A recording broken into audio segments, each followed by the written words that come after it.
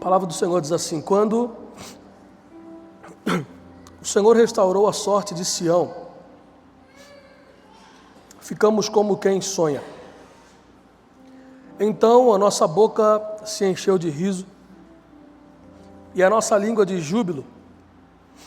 E então entre as nações se dizia: grandes coisas fez o Senhor por eles. E de fato grandes coisas fez o Senhor por nós, e por isso estamos alegres. Versículo 4 diz: restaura, Senhor, a nossa sorte, como as torrentes do Neguebe. Os que confiam, os que com lágrimas semeiam, com júbilo ceifarão. Quem sai andando chorando enquanto semeia, voltará com júbilo, trazendo os seus feixes. Sabe, queridos, tem três etapas, dessa leitura que nós fizemos agora. Quando o salmista diz, no versículo 1, 2 e 3, quando o Senhor restaurou a sorte de Sião, ficamos como quem sonha. Então eles estão afirmando, quando o Senhor restaurou a sorte de Sião, ficamos como quem sonha. Então do versículo 1 ao versículo 3 é aquilo que Deus já fez. O Senhor já fez isso aqui. O versículo 4 é aquilo que nós ainda pedimos ao Senhor. Restaura, Senhor, nossa sorte como as torrentes do Neguebe. E o versículo 5 e 6 é o que acontece depois que eles fazem essa oração pedindo para o Senhor restaurar a sorte como as torrentes do Neguebe. Então o salmista ele começa dizendo daquilo que Deus já restaurou. Ele olha para aquilo que Deus já fez. Só que de repente, mesmo Deus já tendo feito algo, o salmo começa a dizer: restaura, Senhor. Só que lá no versículo 1, ele diz que Deus já restaurou. Quando o Senhor restaurou, então já tinha restaurado. Mas o povo pede de novo: restaura, Senhor. Porque existem momentos em que nós vamos precisar olhar para trás e ter fé para pedir por aquilo que ainda não aconteceu. Eu tenho certeza que você tem muitas promessas que o Senhor já te fez e que alguma delas ainda não aconteceu. Então nada mais, nada menos essa questão de restaura, Senhor, nossa sorte. É voltar em alguns lugares e falar: Senhor, aquilo que o Senhor ainda não fez, faz. Aquilo que ainda não aconteceu, faz acontecer. Porque o testemunho do passado, querido, ele alimenta o nosso futuro. O testemunho daquilo que nós já vivemos ontem ou em outras épocas sustenta o nosso tempo de hoje. Porque nós sempre pensamos uma coisa: se Deus já fez, Ele pode fazer de novo. Então isso nos sustenta, isso nos faz acreditar que o nosso Deus que restaurou a sorte, Ele pode restaurar novamente.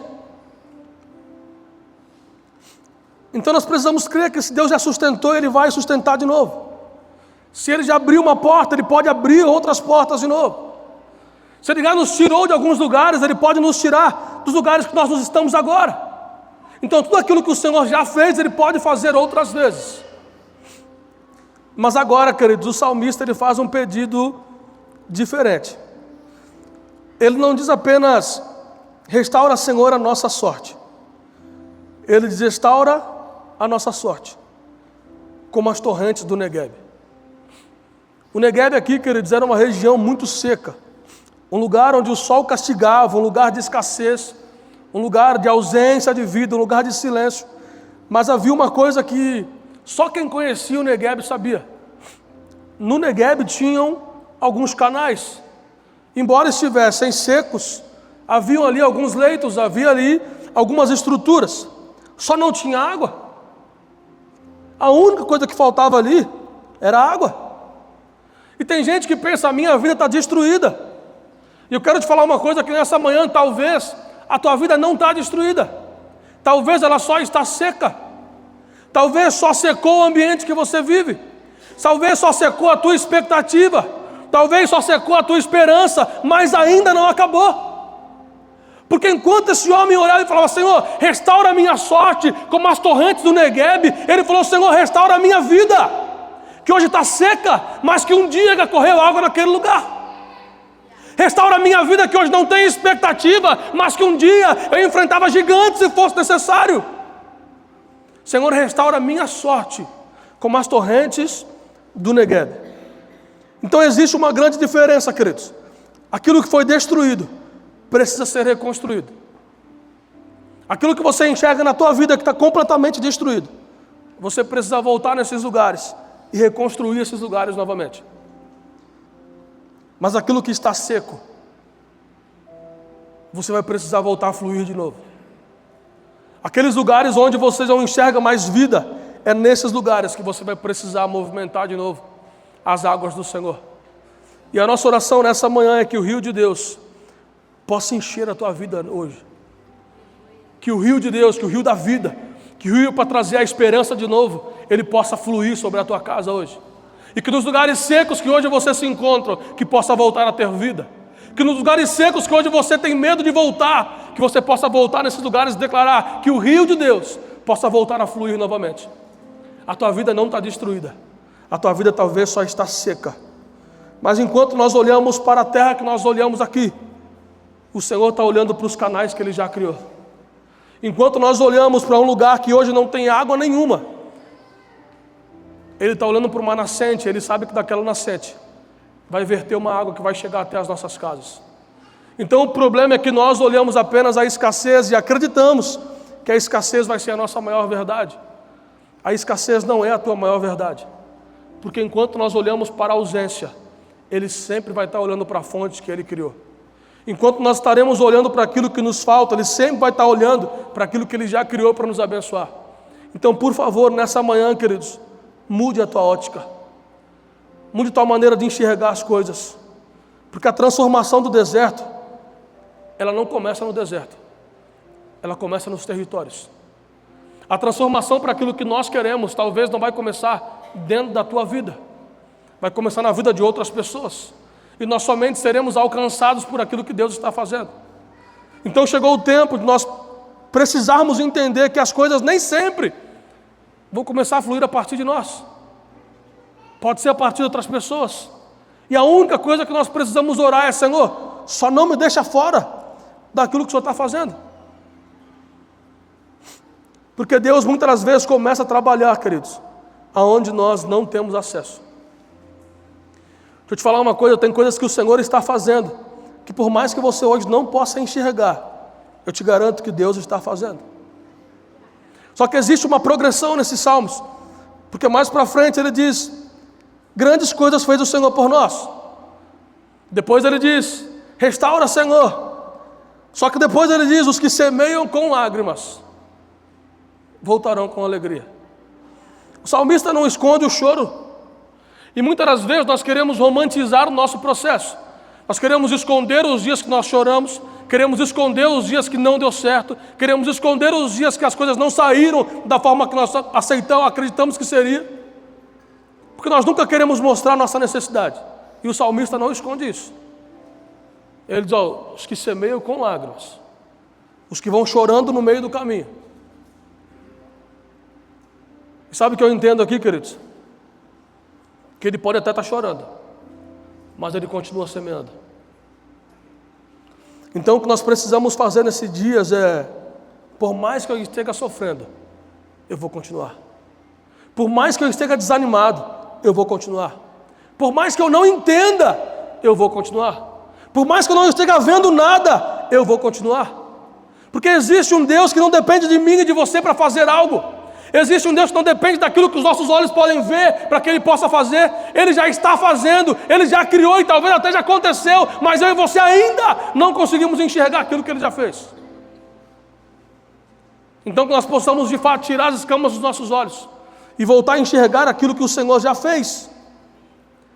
Talvez tu está escutando essa palavra pensando: Senhor, eu semeei a minha vida inteira chorando, eu tentei a minha vida inteira chorando, eu permaneci mesmo quando eu não queria permanecer, chorando.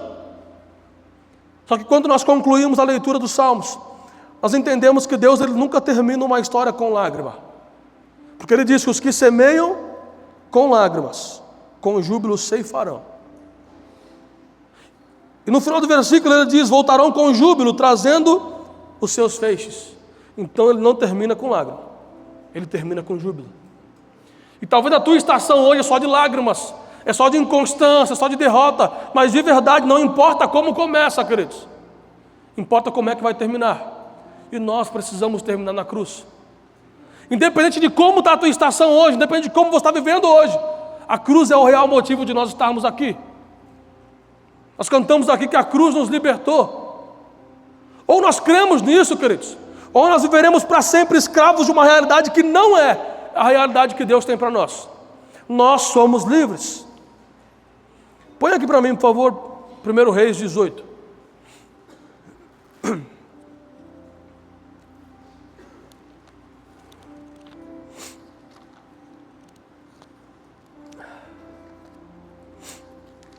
Primeiro Reis 18, versículo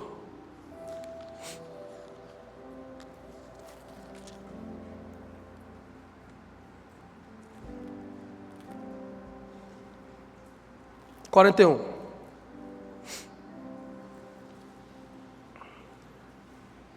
Então Elias disse a Acabe, suba,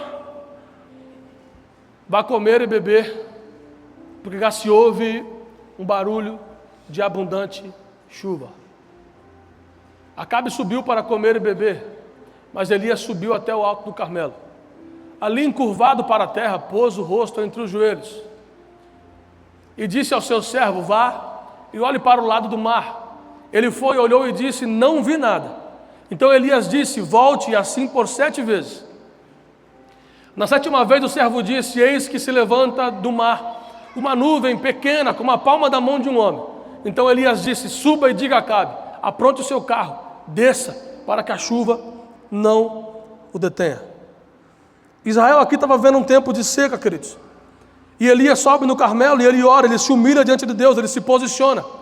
E daquela oração dele, depois daquela oração, Elias diz, já se ouve um ruído de muita chuva. Elias estava vendo a chuva aqui? Não estava vendo a chuva.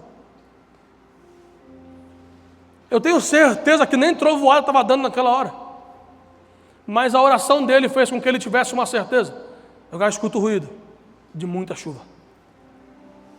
Eu já escuto o ruído daquilo que Deus já está fazendo. Eu ainda não estou vendo. Eu ainda não sei como é que vai ser. Eu ainda não sei o dia que vai acontecer, mas uma certeza eu tenho. Eu já escuto o barulho daquilo que Ele está criando. Nós não precisamos ver para ter a certeza de que Ele está fazendo. Eu preciso crer que aquilo que eu pedi, o Senhor está resolvendo. E não vai ser do meu jeito, muito menos do meu tempo, vai ser no tempo dEle e na hora que Ele quiser fazer. O meu e o teu papel é, eu já escuto o barulho de muita chuva. Onde estava a chuva? Não tinha chuva. Onde estava a nuvem? Não tinha nuvem. Mas Elias, com muita propriedade, conseguia com os ouvidos espirituais ouvir um barulho daquilo que o Senhor estava fazendo. E antes de Elias ver a chuva, ele ouviu esse som. E no momento que eu estava escrevendo isso aqui, me veio uma pergunta, eu pensei, Senhor, qual é o som que nós estamos ouvindo hoje? Será que o som que nós estamos ouvindo hoje é o som daquilo que o Senhor está fazendo? Ou será que o som que nós estamos ouvindo hoje é o som daquilo que eu quero fazer? É o som daquilo que eu acredito, ou será que é o som daquilo que eu não acredito? Nós precisamos voltar, queridos, a ouvir o som dos céus. Por mais que nós ainda não estejamos vendo, nós precisamos voltar a ouvir o som dos céus. E talvez a pergunta para a nossa vida hoje não seja, você está vendo alguma coisa? Se eu for perguntar para você, está vendo já o ano 2027? Você não está vendo. Se eu te perguntar, você tem certeza de como vai ser o ano 2027? Você não tem certeza. Mas talvez nesse ano o Senhor diz para você, no ano que vem, eu vou fazer assim, assim, assim na tua vida. Já aconteceu? Ainda não. Mas aqui dentro, eu tenho a certeza de que Ele vai fazer. Então, por mais que eu não esteja vendo, eu acredito que 2027 vai ser melhor do que 2026. Por quê? Porque Ele já me fez uma promessa. E tudo aquilo que o Senhor promete, queridos, Ele cumpre. Então existem coisas que Deus começa a fazer no invisível, antes de aparecer nos nossos olhos. Só que isso começa a produzir um som no espírito, uma fome nova, uma vontade de orar novamente, um desejo de voltar para o altar. Quanto tempo faz talvez que tu não pega a Bíblia e se tranca no teu quarto e vai ler a Bíblia? Às vezes nós falamos, eu estou indo para a igreja hoje, Deus, eu estou indo para o culto hoje, usa alguém para vir falar comigo. E daí a gente quer que a pessoa venha, fale o CPF, o RG, teu nome, e fala, Deus vai mudar a tua história. Deus pode fazer isso, Ele pode fazer isso. Ele pode fazer isso a hora que Ele quiser fazer. E eu vou falar uma coisa para vocês que talvez vocês não vão concordar. Sabe por que talvez Deus não faça mais isso hoje? Não é porque Ele deixou de ser Deus, mas é por causa da incredulidade da igreja. Hoje, se a gente vê alguém vindo na nossa direção, a gente quer se esquivar, porque a gente não quer ouvir aquilo que Deus quer falar. E talvez isso seja por conta da nossa incredulidade, mas Deus ainda fala. Só que não necessariamente chegar para você e falar assim, ei, assim, assim, assim, assim. Talvez o que o Senhor quer é que você se tranque no teu quarto, pegue a Bíblia. E aquele versículo que tu já leu várias e várias vezes. Esse versículo, parece que as letras vão sair da Bíblia e entrar no teu coração. E aqui vai estar a tua resposta. Então a tua resposta nem sempre vai vir de onde você quer que ela venha. Aqui, queridos, nós temos a resposta para todos os dias das nossas vidas. Está aqui, ó. A Bíblia ainda precisa ser o nosso fundamento. A Bíblia ainda precisa ser a nossa regra de fé. Então para de procurar nos homens aquilo que Deus já escreveu aqui há muito tempo, mas que ainda é uma realidade constante no nosso dia a dia. Então Elias pega aquele servo e fala para ele, sobe e olha para o mar. Ele foi, voltou, e aí? Não tem nada não. Então faz o seguinte, vai lá e sobe mais 7 vezes. Vamos lá. E aí? Cara, nada. Nem um vento diferente. Elias, não está acontecendo nada. E talvez eu sei, esse homem chegou para Elias e falou, Elias, tem certeza, cara? Foi isso mesmo que vai acontecer? Vai chover mesmo? Eu só falo assim. Mas Elias, ele tinha uma convicção. Cara, vai lá e volta. E aquele homem foi e voltou, foi e voltou, foi e voltou. E na 7ª vez que aquele homem voltou, ele disse para ele, Elias, cara, tem uma nuvem, assim, muito pequenininha. É uma nuvem do tamanho da mão de um homem, Elias, quase não dá para enxergar de longe. Eu nem sei se era uma nuvem mesmo, mas eu acho que era. Uma nuvem pequenininha do tamanho da mão de um homem.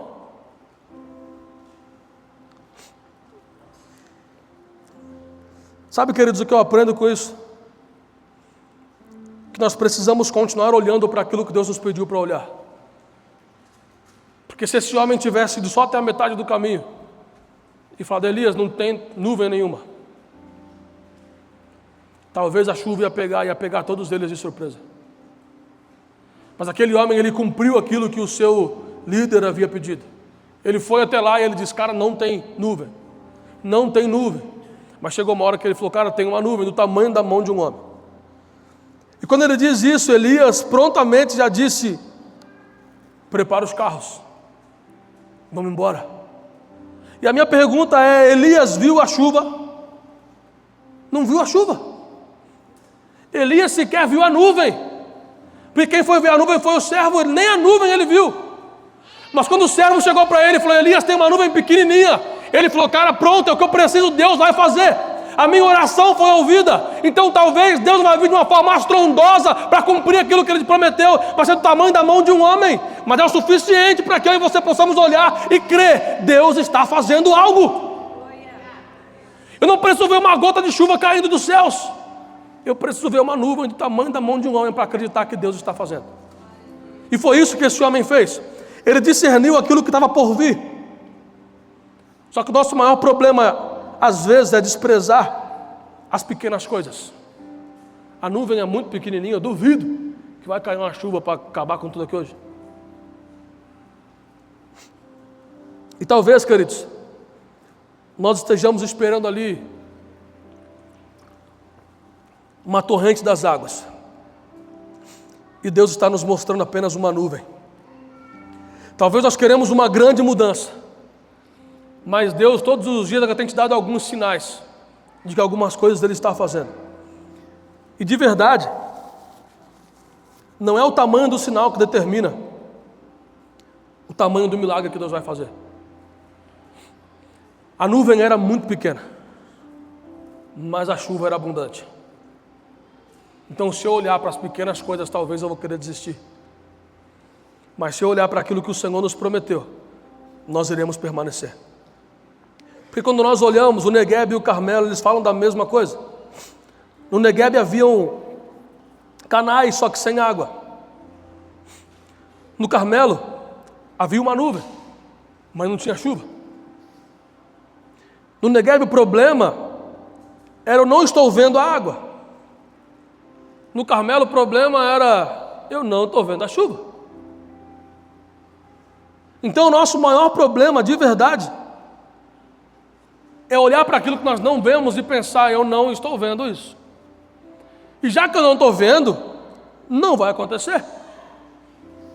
Só que nesses dois casos, Deus estava trabalhando antes de gerar uma evidência. E o que você vê, queridos, não é tudo o que Deus está fazendo. Talvez tu olhe para o teu marido, o culto de casais foi ontem, mas já que foi ontem, está fresco na memória ainda, né? Talvez tu olhe para o teu marido e fale, oh meu Deus, eu queria tanto que você fosse assim, oh Jesus. Ele olha para você e fala, olha, eu queria tanto que você fosse assim. Mas eu tenho certeza que se você olhar bem, bem assim, sabe? Tem uma mãozinha do tamanho, uma nuvem do tamanho da mão de um homem. Fala, olha. Tem uma pintinha, fala, acho que essa pintinha aqui, ó, Deus está começando a fazer. É o que importa. Eu não preciso ver ele pronto. Eu preciso crer que Deus está fazendo. Tem gente que desistiu dos filhos porque o filho hoje não vem para a igreja. O filho está lá fora. E você só consegue ver o teu filho às vezes como um drogado. Ver o teu filho como um falido. Ver o teu filho como um homem que não tem mais jeito. Enquanto Deus olha para ele e fala, poxa, eu queria tanto que a mãe dele acreditasse o quanto eu acredito. Eu queria tanto que os pais amassem o quanto eu amo. Eu queria tanto que eles fizessem o quanto estou disposto a fazer. Mas às vezes nós nos conformamos com aquilo que vivemos e não acreditamos que Deus quer mudar a nossa situação. Queridos, Deus ele ainda é o mesmo Deus de ontem, de hoje e que será para sempre.